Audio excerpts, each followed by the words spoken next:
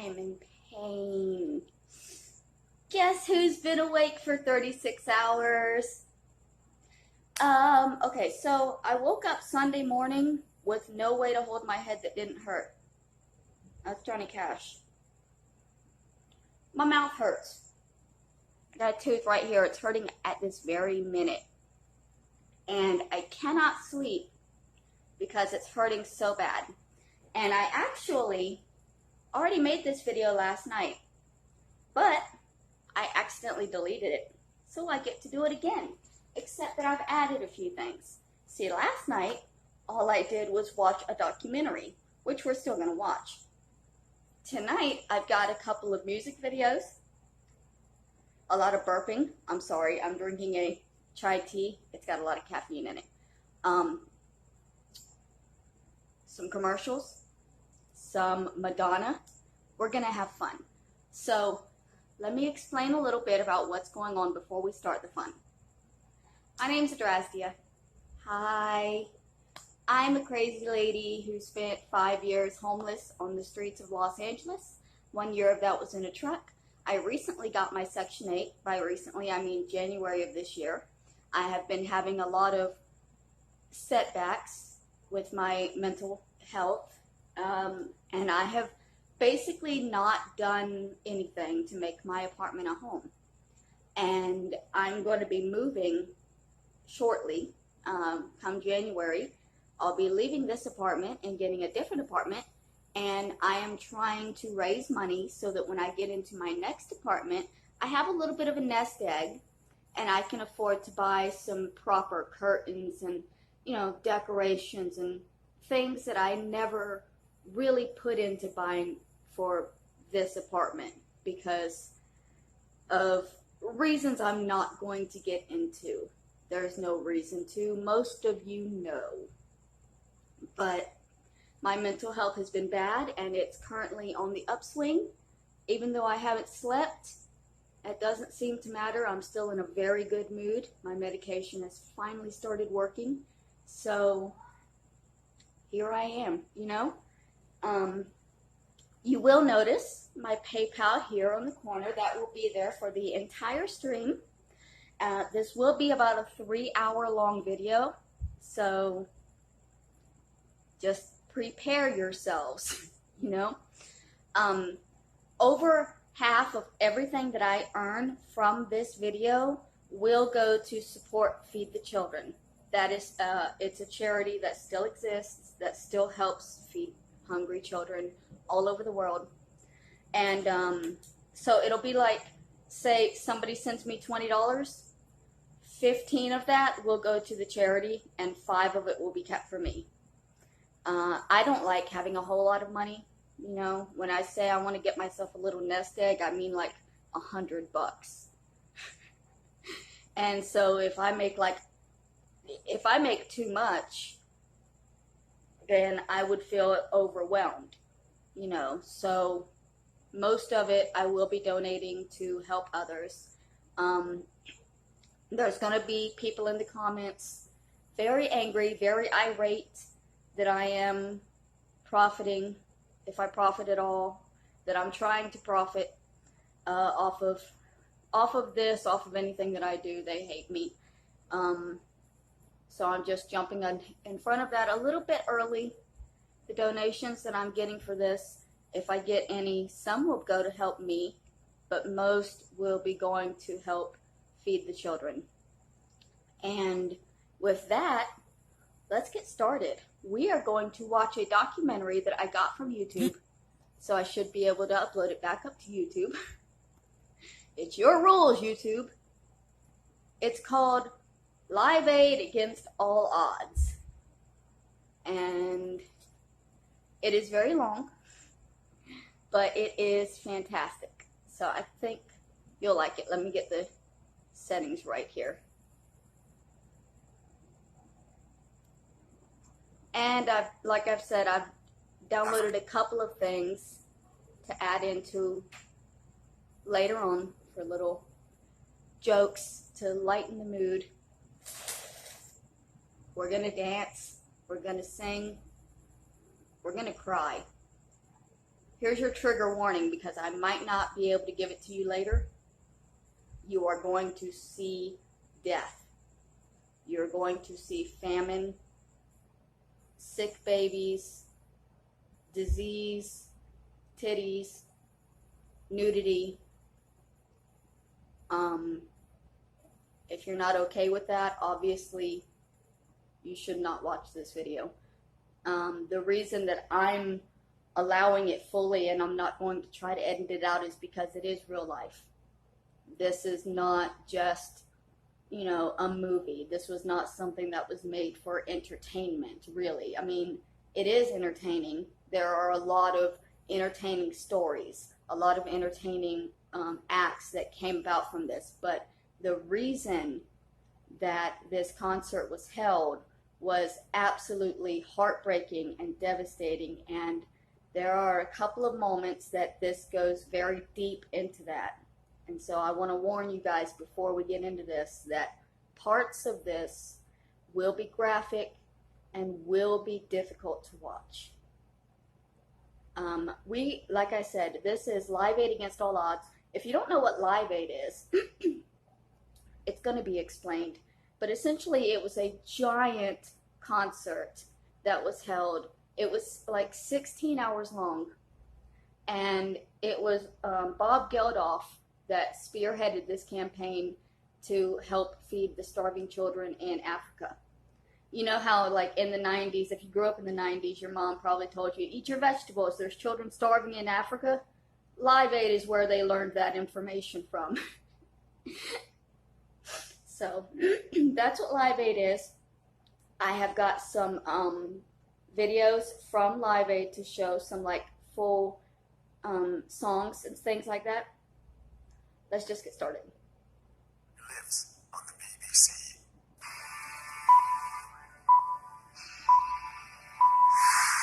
It's 12 in London, 7 a.m. in Philadelphia, and around the world it's time for Live Aid. They called it the greatest show on earth. 58 bands across the globe playing live in a 16-hour music marathon.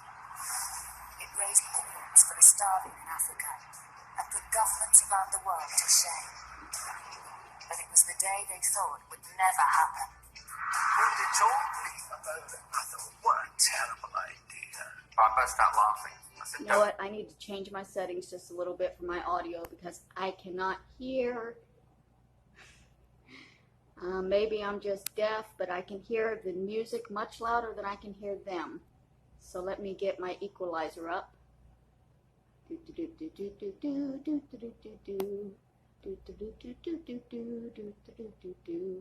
I'm trying to make this interesting, but I don't know how.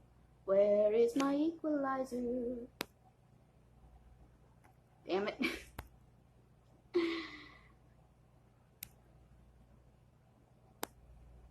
Ah. Oh, I didn't hit it.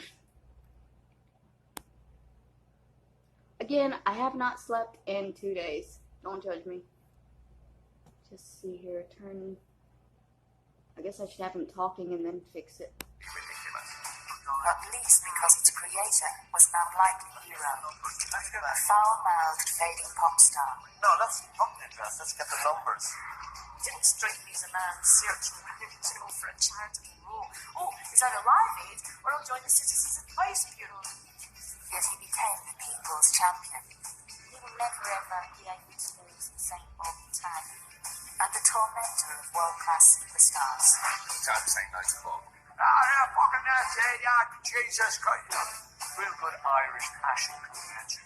And if he doesn't get you with poetry, spittle isn't far behind. From the start, Live Aid was dubbed by transatlantic rivalry. America was Not getting better, is it? tremendous. Sabotage. Terrorists smear. You're the big news. People are going to make a lot of money off you, or it's not going to happen. And superstar egos. What the fuck do you think you're doing? I don't even speak to him. I'm not going to do it. Many predicted catastrophe. It looked like it would be a chaotic disaster. Yet the skeptics would end up falling over themselves to get on board. Let's not lie. Don't tell me there's one out there who wasn't aware that there would be more than a bit sounds right. Everyone remembers what they felt about it. Everybody, it seems, except those who were there. Yeah, it must have been great. Yeah, because obviously it was still daylight, wasn't it? Don't even remember that. Didn't we go in a helicopter? Did they? No, it's still kind of I just wish I could remember more than I can. it's still kind of quiet, isn't it? I mean, it's probably not to you guys. It might just be because I have my stupid fan going, you know? I apologize for this. I told y'all this was going to be a long video. You should have been prepared. But that's because, as I said, I had a bloody good time. For 16 hours, the country was united with joy. Oops. For 16 hours, the country was united with joy and reduced to tears. Against all the odds, it was the day that music changed the world.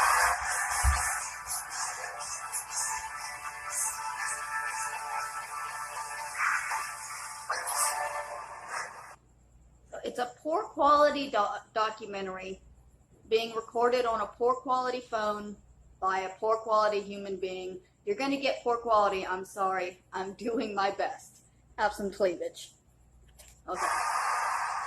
Now that everybody's happy. December 1984, and a now familiar anthem was taking Britain by storm. In Africa, an aid worker and a journalist heard the song for the first time. A stupid song and a stupid name for it. And how dare this guy make money out of poor starving people in Ethiopia? Oh, crap. I thought it was tried. I just thought, drug-taking, cocaine snorting, bonking pop singers got to do all this. They're just doing it for their careers. The whole thing is monks. I was busting my guts out to try and save these kids. And I thought somebody was taking advantage of them. Just edit out the crack pipe that was It about to wasn't rain. true, but you could hardly blame them for being cynical. This was not a time of peace and brotherly love. There was massive industrial change going on. The community I represented up in County Durham was basically losing all its old coal and steel industries. And so it was a big moment of change in the country. Inner cities burst into flames. Unemployment was rife. Left-wing councils and the country's most powerful union, the miners, were locked in a fight to the death with Mrs. Thatcher's Tory government. No greater anarchist than Scargill. So Derek Hackney in Liverpool. The madness of the loony left.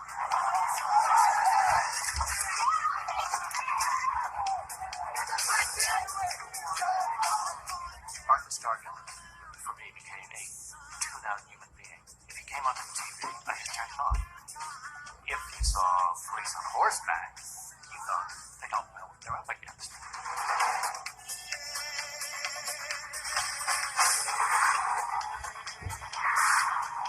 It's not the black community.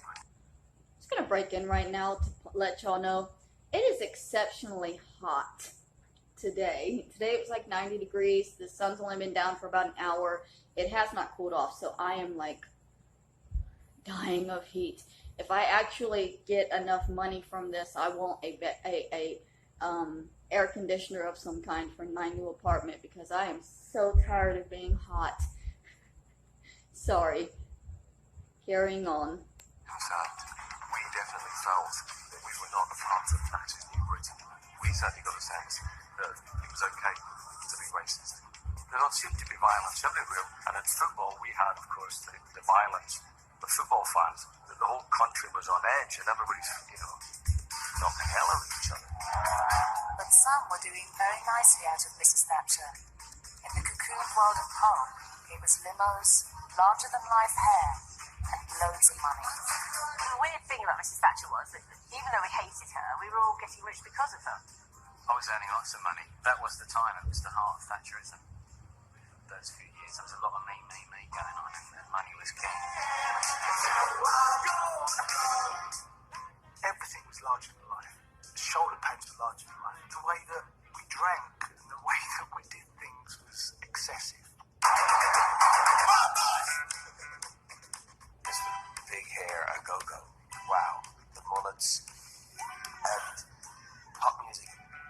never felt so vapid.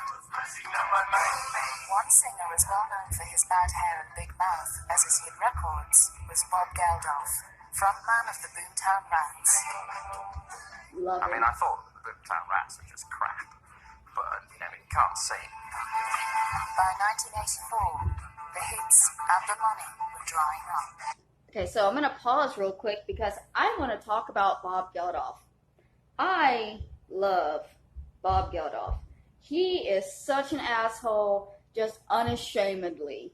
They never really had that many big pop songs. Like Over Here, I think the biggest song they ever did was I Don't Like Mondays. And that song I have, I'm going to play y'all the video for that they did at Live Aid, the whole song, because I love that song. But I wanted to give you the backstory on that song.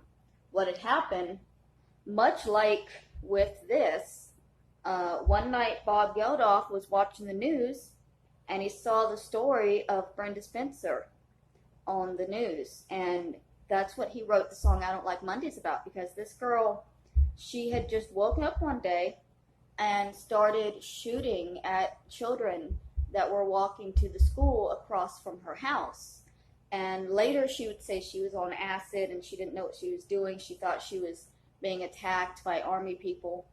But at the time, all she would say is, I don't like Mondays. So that's where Bob Geldof got the name, the song I Don't Like Mondays from. And that's how he became the big name Over Here and kind of kept his name in the spotlight long enough to put together this Live Aid thing. The thing with Bob Geldof is he's very intimidating and he's very controlling and he has this aura around him, you know, you can feel it through the screen. He's kind of like Freddie Mercury in that way, but less fabulous. I was a fading pop singer, certainly fading, no longer relevant. Dying on his feet. We got to a stage where we were thinking, well, we'll let him make one more record and we'll see how this goes. I think we all felt his brother overstayed his welcome and shut his mouth off. And we felt to some extent, I think, that he was a pop star on the slide. Geldof's girlfriend, Maudie Yates, presenter of cult music show The Tube, was now the biggest star. Bob occasionally hung around, you know, the dressing rooms and the canteen at times his television when the tube was being shot, like a big bad smell. And he always used to wear a big black leather coat and a hat that said, you know, I'm a pop star. He was so grumpy and horrible. I mean, everybody in Bob's world was a fucking bastard. You know, maybe with the exception of his partner and his daughter. So he wasn't that popular. People used to be very cruel to him, called Mr. Paula Yates and everything. I can see that hurting. Making this for a friend. I was supposed to have it done long ago. Bob Geldof's life was about to change. October makes me miserable anyway. Twilight makes me very uncomfortable. Around 4 o'clock, 4:15 on autumn days, or, you know, the orange sodium lights flick on. Don't like it. So I came in, so the time of day, the sense, though I wouldn't acknowledge it, that this was over, and the panic, but what do I do, you know? I really can't do anything else in my life. Paula was in, Fifi was in, she was just very small. Oh, I'm going to pause it for just a second and I wanted to comment that he aged, at least to this point, not very nicely. I still, you know, at the age he is in this documentary, I still find him to be a very attractive man. The three of us watched the 6 o'clock news. The news featured a report from famine-struck Ethiopia. Dawn, and as the sun breaks through the piercing chill of night on the plain outside Coram, it lights up a biblical famine, now in the 20th century. This place, say workers here, is the closest thing to hell on earth. The scenes were absolutely riveting. Here's your trigger warning for the first time.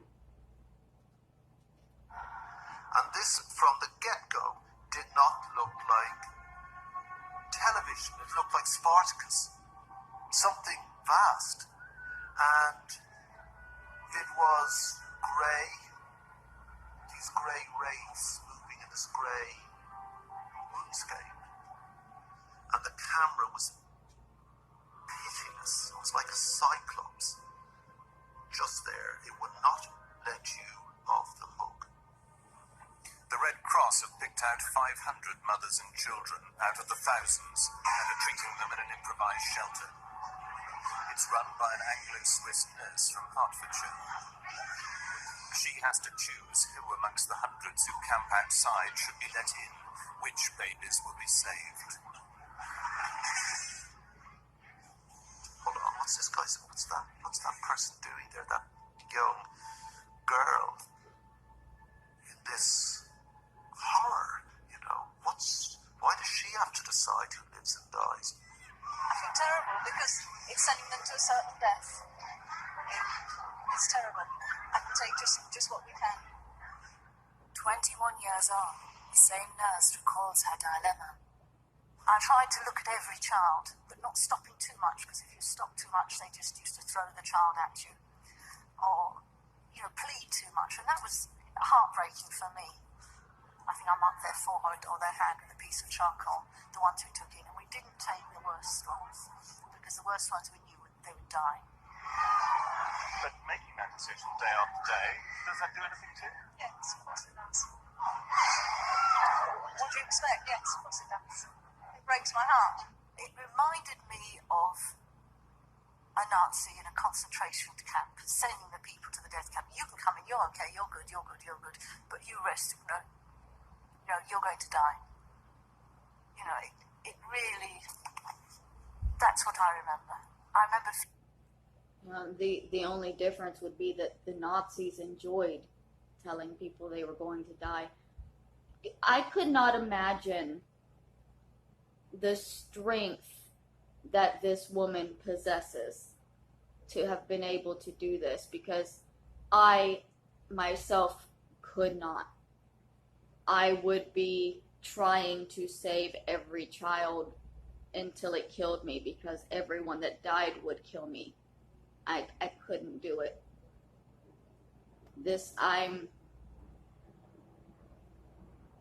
Can't think of the word. Her inner strength is inspiring to me. To be able to hold herself together and do this job that nobody really wants to do, because nobody wants to tell a child that, I can't help you, you're going to die, or tell a mother, I can't help your child is going to die. And this woman was having to make that decision just over and over and over again, day after day after day. This was her life for God knows how long. Feeling so bad about the ones I couldn't help. By Coram standards, it wasn't a bad night. 37 dead. Tomorrow, there would be more. The day after, more still. The context of home, here we all were. Cozy. How do I keep this going? And cozy and this? Cozy and this? Let's take a break from the documentary and go over to 1985 commercials. So let's see what I got here. This is what we were dealing with in America in 1985 while they were having that over in Ethiopia. Play. Oops, okay. Let's do this one.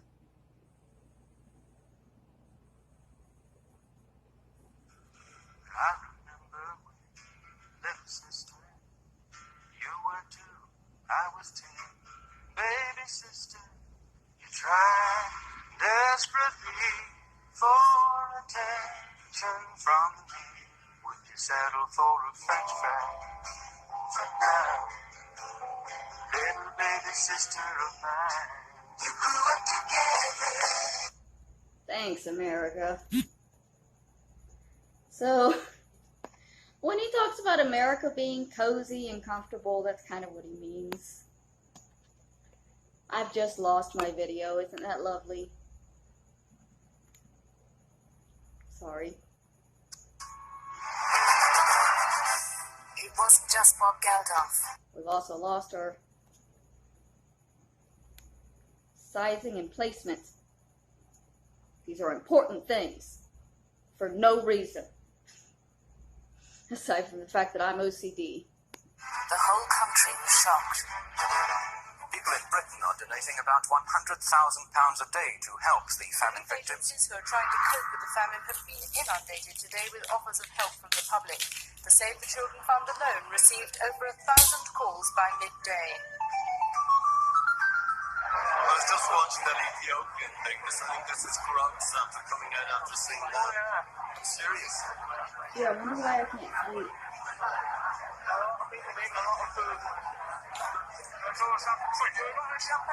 Well, I'm limiting myself to 2 sausages or something.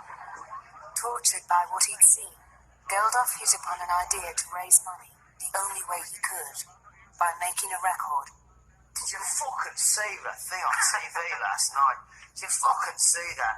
And he was on the phone and he says, "You've got to do something about it. We've really got to do something about it." And he just, I was on the phone. I just said, "Yeah, absolutely. Whatever you say, Bob." He got lucky. He roped in his friend, songwriter and producer Mitch Ure, from the chart-topping band Ultravox. To make it big, he needed big stars, but some of them were suspicious. Bob Costello, he's the last person in the world talking about this kind of thing. Is that the chance to do my pulled off? I thought he was one of the greatest rock and roll stars ever. But the idea of past the plate was not something I associated with him. But he has, as you know, he's remarkable verbal skills, and he doesn't get you with the poetry. Spittle isn't far behind. It's 10:30, you lazy. I was really suspicious when he first rang about Band Aid.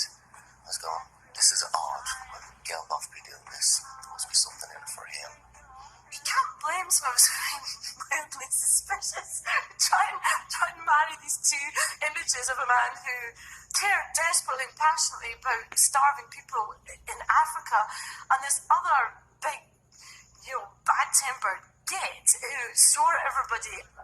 I love that lady. This mad ambition to get this thing done. Even further back than that, though, I think. I love that lady He's like too. a terrier. He will not let go. And once he had been let loose and got hold of all these artists, while I'm trying to put the record together, he's getting all the artists together, running up my telephone bill, I have to tell you. We both assumed the role. I was the producer. I was the guy dealing with the music. He was the guy rounding up the crowd. There's no question. If Midge just let it all pass, that would have been the end of my involvement. And the record would not have been made without him. Geldof and Mitch Ure hope to raise £72,000 for Africa. But do they know it's Christmas, surpass their wildest dreams, making more than £8 million as it swept into the charts at #1. They set up a special trust to distribute the money.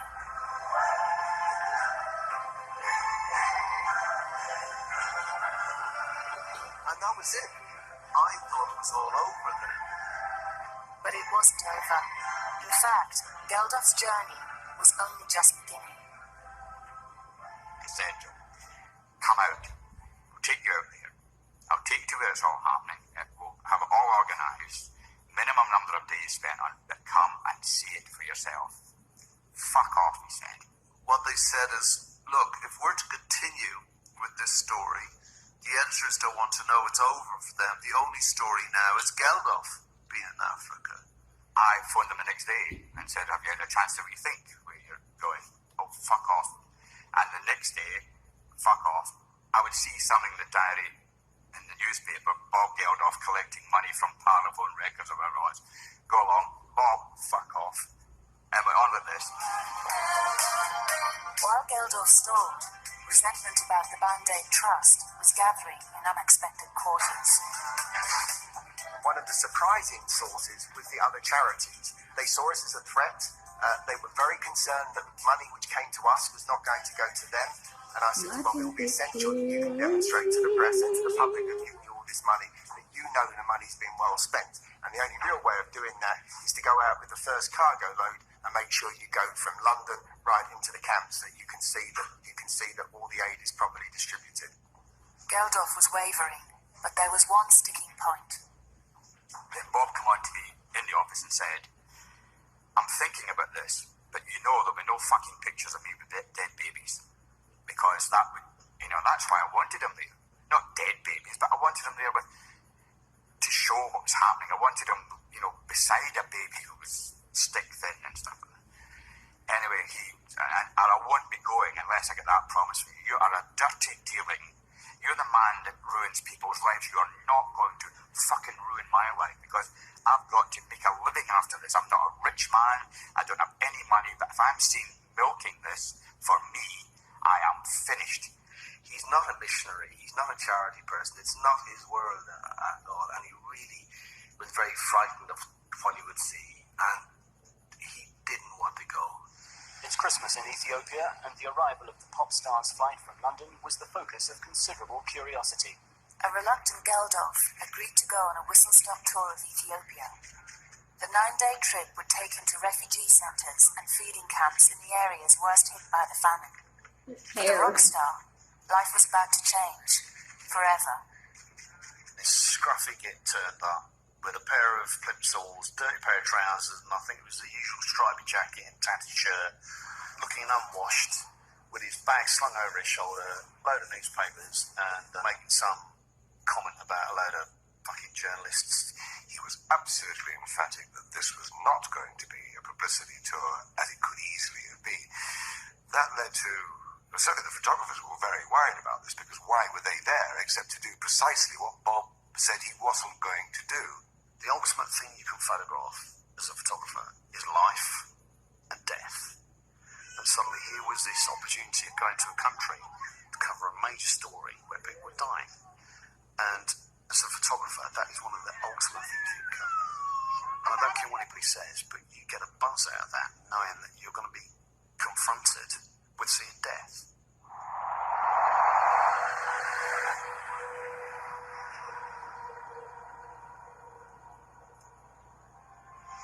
You're there watching an indeterminately aged human being.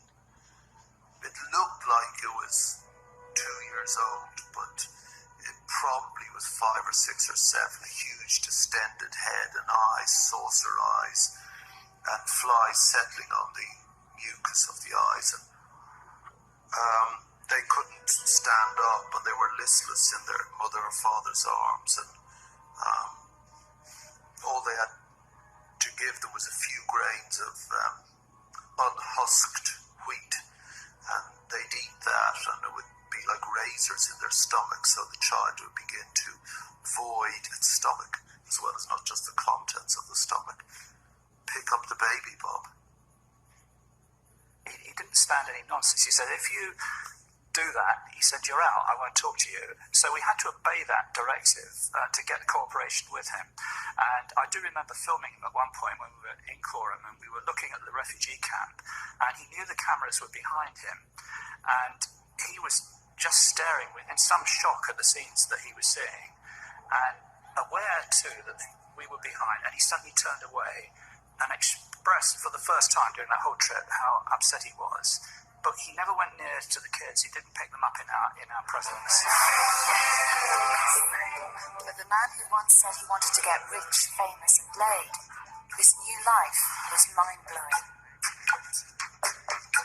You arrive at somewhere and you look out the window and there's a guard of honor. And you're going, stop this, And they all line up and they're all there, the lads are snapping to attention. So what do you do? I mean, literally, what do you do? What are you supposed to do when there's a guard of honor. So I find myself. So yeah, you put yourself in his shoes, like, because he doesn't see himself as worthy of this. He sees himself as like you and me. He is just some guy, some scruffy guy that hasn't shaved in a while, probably smells funny, and now there's a freaking 21 gun salute for him. That's just, it's unreal. It's absolutely unreal, the things that this man has experienced. This bizarre situation of remembering newsreels of Prince Charles or the Duke of Edinburgh, somebody looking at a guard of honor. I do that. I saw that in a newsreel. So you go along, you're looking at these guys who are looking at you like these 18-year-old soldiers. They're looking, look at this scruffy cunt. Look at his filthy clothes, Look at the bags on it. He hasn't shaved for a week. And look at his stupid shoes. And I'm here presenting arms as this twat. But I've got to go along, and I wink at a couple of them, and they're kind of going, and next minute there's the minister or the general beside him coming along like this, and I'm going,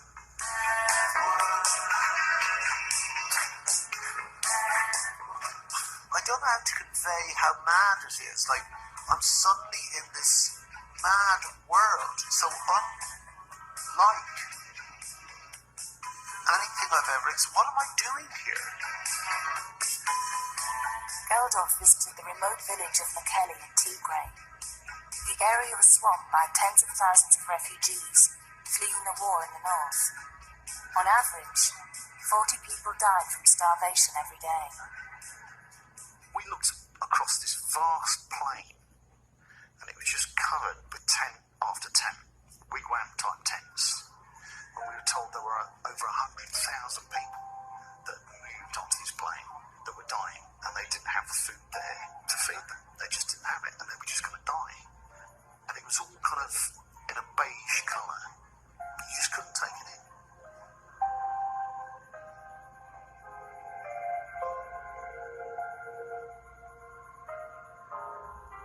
And we came upon a little boy and a little girl. The little girl was one of my nightmares.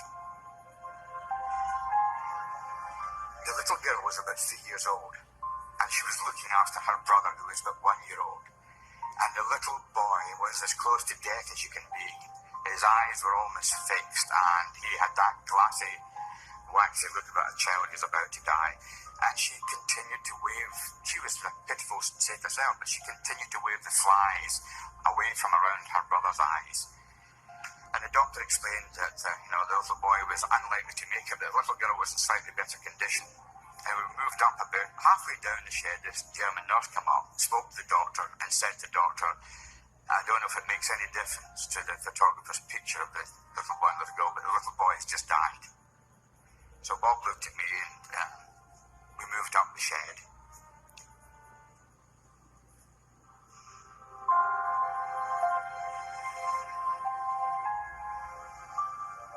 At the top of the shed, this nurse approached us again and said to the doctor, I don't know if it's going to affect your picture, but the little girl has now died. Anyway, Bob continued to talk to the doctor, and I left. And he came, found me. I'd gone behind this truck that was parked up nearby, and I'd been sick, and just it was an accumulation, but there was something just dreadful about it.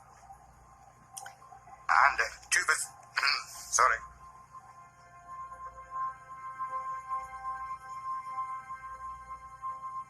I looked around and Kenny was bawling. And I think that moment of absolute reality just stripped away all that carapace, that hardened shell, and it got him. So, going from that brother and sister tale, let's go back and see how the brother and sister in America are doing.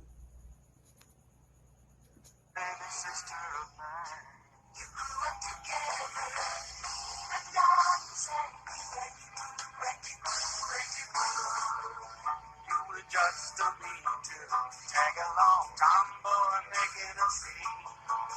Then I turned around and found that super creepy, America. Let's go back.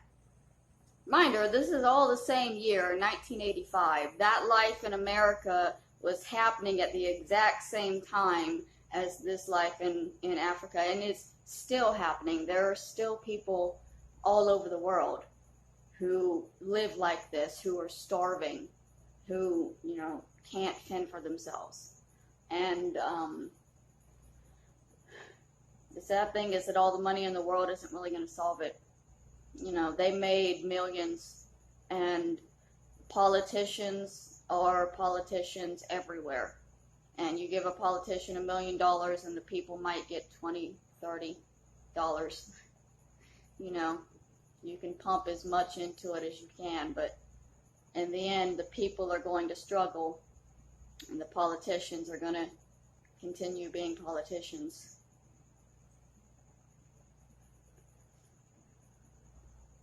So I retreated up the hill a little bit just to, you know, do some general views of the area. And then the doctor emerged from a tent about 6 yards away with Bob walking up the top end of McKaylee Camp.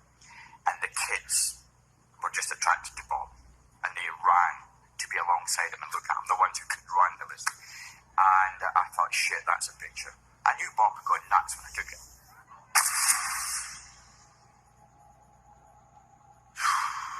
I just let it happen because I thought that would be real, because suddenly he'd stop me, come on, Bob, you know, we got...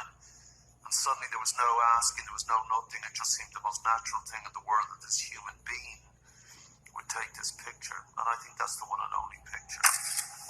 The grueling schedule involved meetings with Ethiopian officials who didn't know what to make of the scruffy pop star. You'd meet some kind of government official, and that was all, I suppose. Not for me to say, but possibly better groomed than Geldof was. And, you know, there were one or two occasions when the ministers would come over and sort of their hands outstretched to greet me, and I'm saying, no, it's not me, it's the tramp standing there. But the disheveled visitor tried to clean up his sartorial act for a face-to-face meeting with the Ethiopian ruler. They knocked on my door at the Hilton Hotel that morning and said, Chris, he said, please, have you got another pair of shoes I can borrow? And I said, well, what do you want the shoes for? He said, well, just have a look at the state of mine. And I said, yeah, I know they're pretty awful, but you must have other shoes. And he said, no, he said, the only shoes I've got are carpet slippers. So I said, well, you know, this is obviously what you've got to do, Bob. Put the carpet slippers on. And he said, you bastard. He said, I know why you want me to put carpet slippers on. He said, you're going to film it, aren't you? Bob Geldof's own feet seemed rather vulnerable. He wore carpet slippers, his shoes having fallen apart. I didn't want to meet these guys anyway. We could have been out in the field, reports could have been going back to the UK, I could have been talking to the people working on the ground, I could have been getting... Still, I had to do this bollocks. I didn't ask for it. And we were all starving, and, you know, and I think food showed up, and I was pacing, and I was getting more and more... I need to make sure my phone's not overheating. Turn the brightness down a little bit. Worried about the meeting. Two, that we were there at all, and some geezer showed up. Bob just stood there and went, and how dare you keep us fucking waiting while all these people are starving, and we're not even seeing the president. We're seeing, you know, the dog's body, as it were, you know. Okay. So I meet the president, I get out my amnesty report, because I always had the amnesty report. He is a thug, he murders 60 people a day, he tortures them. So I'd say, it says here that you torture people, you know, because it's quite interesting, frankly, meeting a murderer and a torturer. I thought, this guy's a prize cunt, so I just said, you know, I think you're a cunt. I wonder how the translator put that into Amharic. The interpreter had stopped interpreting. You just thought, yes. I was eating peanuts at the time, I thought. Apparently the interpreter didn't know how to interpret that. I think I can figure it out. I think it's this. This seems accurate.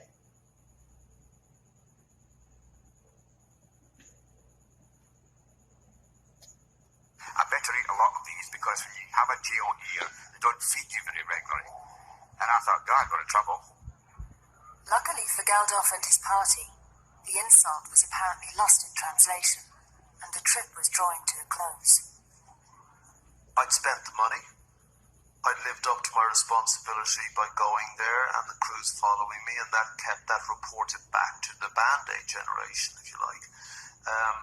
Here you are. Here's the people who will benefit from your largesse. Here's how it's being done. This is what's happening now. Thank you, everyone. Goodbye. But Geldof was about to embark on the next phase of his strange journey. In Ethiopia, an acute shortage of transport is still hampering the distribution of food aid, and while the supplies lie in the port, they're at the mercy of the weather. It wasn't moving because a cartel operated within the docks of trucks, and they were charging a ridiculous price to shift the food. And I said to someone, well, there should be an alternative fleet of trucks. And they said, there isn't one. How much does that cost? About £3.5 million. Geldof left Ethiopia, haunted by the images of the past 9 days.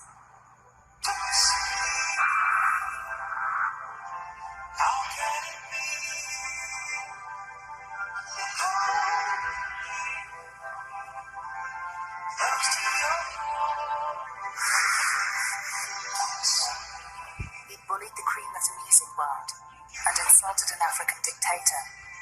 Now he got the chance to tackle the powers that be at home.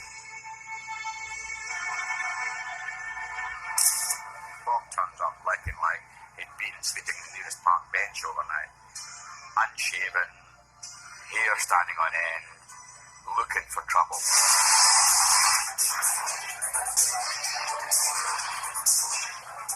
And Bob, before anyone could get to him to ask him why he was there, strode across the hall, and I was with him, and I said, Mrs. Thatcher, there's someone I think you'd like to meet, Bob Geldof. And she said, And I said, how do you do? And all this sort of thing. And I said, I mean, at the moment you've got a problem with the butter mountain. You don't know how to dispose of it. To sell to the Russians is the cheapest way. Something that butter doesn't do very much good acid. Well, butter oil actually does. It is one of the major supplementing If you can get it done. but it is a byproduct of butter. I was pressed up very close to her.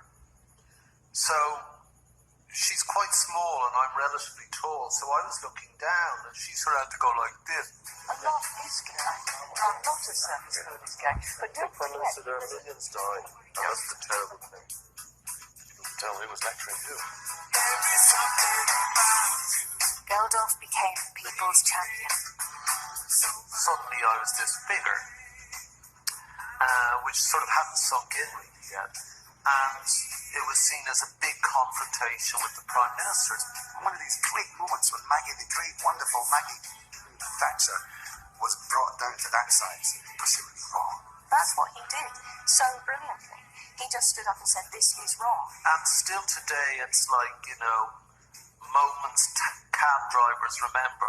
I remember that time you told them, fuck off. God, mate, I'll fucking remember that. Well, I didn't. At a time of great political change, the punk and the Prime Minister had more in common than anyone realised. She lashed out with her handbag and every... So I just noticed my thing skip a little bit, and I'm thinking I might want to stop it at the hour, and then I'll start again and do another video just to make sure that it's not messing up, because like I said, I did watch this entire documentary last night and only half of it recorded. I was planning on uploading that anyway, but then I absolutely accidentally deleted it. Hot. Shut up. Institution she saw, the monarchy, the old Tory party, the old Labour party, the trade unions. She was a punk.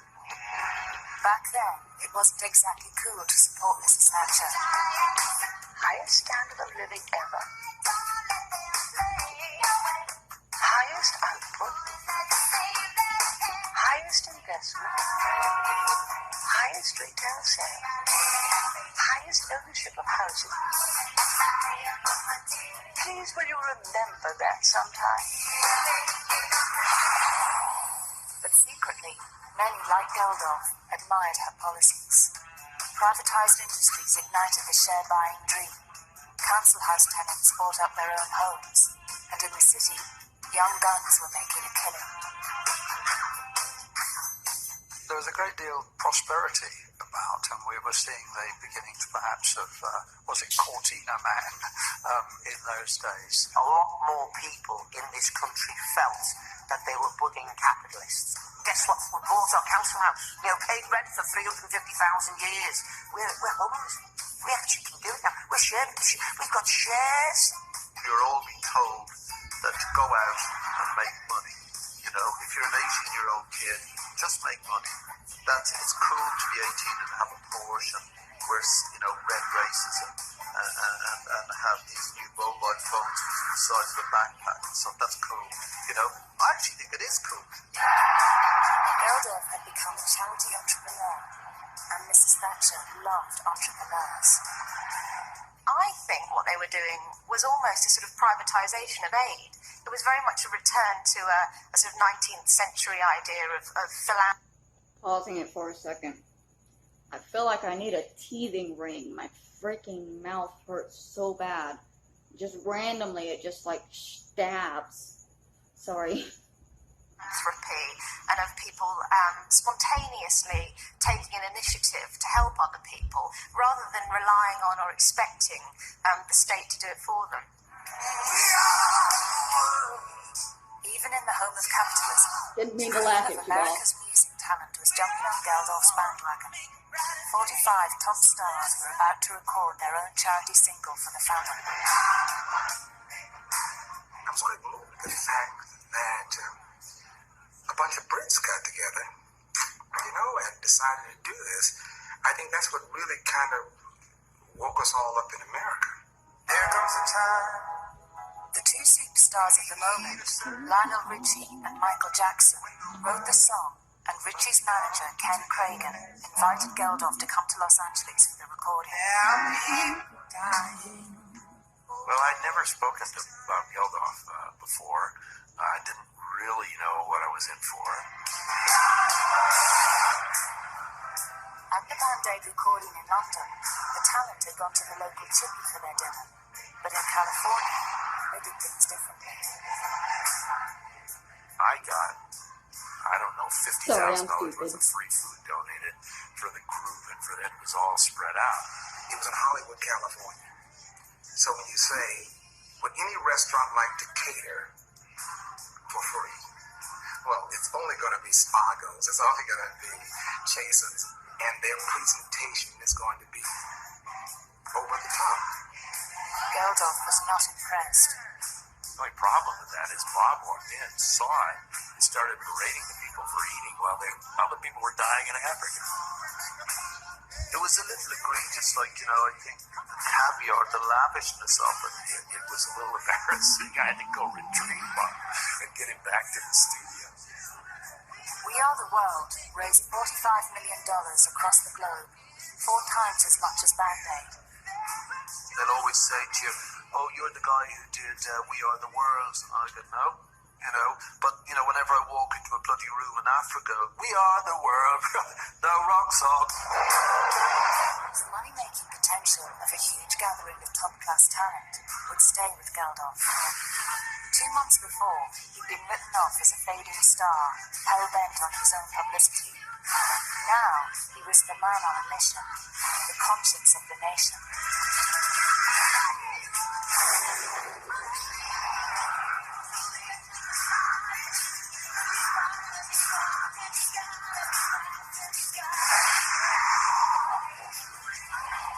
They started to call him St. Bob. He slipped from the rock star persona into the St. Bob persona very easily. They stopped calling him a musician or a singer. They always referred to him regarding his charity work rather than his musical work. And that was kind of sad because we were still a band, we were still a working band. People would come up and, hello Bob, how are you, how's it going? Is everyone okay over there now, how's it all going? And would thrust money at him, and rings and everything. I wanted this to stop now. It was already beyond any control I had. So, ladies and gentlemen, for tonight's special award, Bob Geldof and Mitchell, please come forward. But Geldof was the face and the voice of Band-Aid, and the story everyone wanted. And his unique force of character came at a cost to those close to him. He was awful in these award ceremonies. He would literally just go and get the award, say, thanks so much, don't know where I'd be without you, you know, you saved people, thanks so much, fine. Leaving Mitch with no award and nothing. To just stand there going, yeah. And Mitchell! We both went up to pick up the award, and Bob, in his usual manner, launched into this huge speech. I'll say something. Leaving me standing behind them again, 3 feet behind them, looking a bit kind of dazed and confused. Why wouldn't he want Mitch to share the awards and the glory and the credit for doing what they did? Why does the rest of the world think it's just Bob's baby? Why did Bob allow that to happen? It was a classic Geldof, he doesn't mean it, it's just that he's there, and he was launching at this big thing about the whole Band-Aid Live Aid thing and whatever, but it's just how he is. He had the awards and he had the acclaim, but old suspicions began to resurface. Some reporters were openly hostile. Fortuitously, but not by design, the success of Geldof and Band-Aid has brought new life to the sagging popularity of the Boomtown Rats.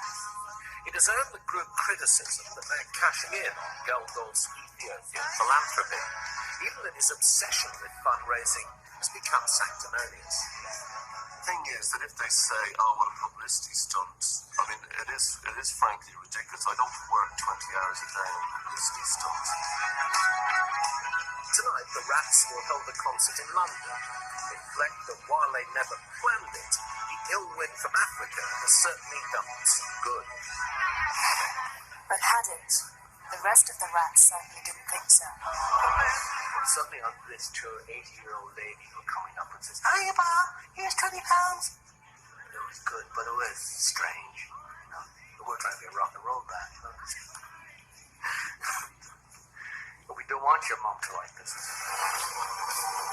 That tour was wildly different because the old buckets would have gone around, or they were at the exit. So, we come in, and everyone's job. I mean, so I promise you, the band, we'd have to divvy up the buckets and count the money. The Band-Aid buckets raised £50,000, much more than the band was making on its record sales. We would leave the venue, get on the tour bus, all the buckets would be piled onto the tour bus, and they'd be down the centre aisle. And rather than the usual sort of rock and roll like Jack Daniels and telling wild stories, we'd all be there counting. That's another £500. You count the coins, and the whole band would be sitting there till about 2 o'clock in the morning, counting all this money. And this would happen every night. Pathetic, Where were the babes? Why didn't they count them? Didn't happen. I was a Boomtown Rats fan. Yeah, I really, really liked them as a band. And in fact, I saw the Boomtown Rats at university and was annoyed at how many thousands of people wanted to get. Sorry, I needed to stop it and point out J.K. Rowling, student. To see them, because I had been a fan. But of course, people were there to worship in the shrine of St. Bob, and rightly so. He'd done such an incredible thing. But I was annoyed, because I'd been there at the beginning. It was the end of the road for the Rats, and Geldof bowed to the inevitable. Since his visit there, Ethiopia had never been far from his thoughts. Now he had a brainwave. Bob came in one day and said, "Look, we have to break this trucking cartel, but we haven't got enough money." And we all kind of went, "Oh, okay." He said, "I've got this idea." We were going to do a concert. Now, Bob, in his way, this wasn't a consultation with the trustees. This was a statement of fact. This was going to happen. And I think we all were scared. We all sat there kind of going, But Geldof couldn't do it alone. He needed someone as bolshy as himself to get the job done.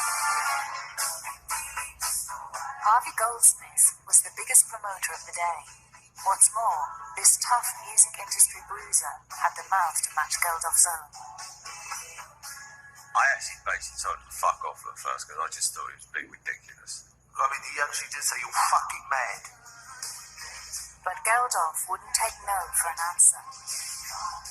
The phone rang, and there he was, saying, "Got to see you today, got to get this concert together." And I said, "I'm just unpacking, I've just got off the plane from China, I don't know where I am. Let's talk tomorrow." Got in the office, I think I've been there about 6 minutes, phone rang, Bob again. I said, "Okay, let's meet."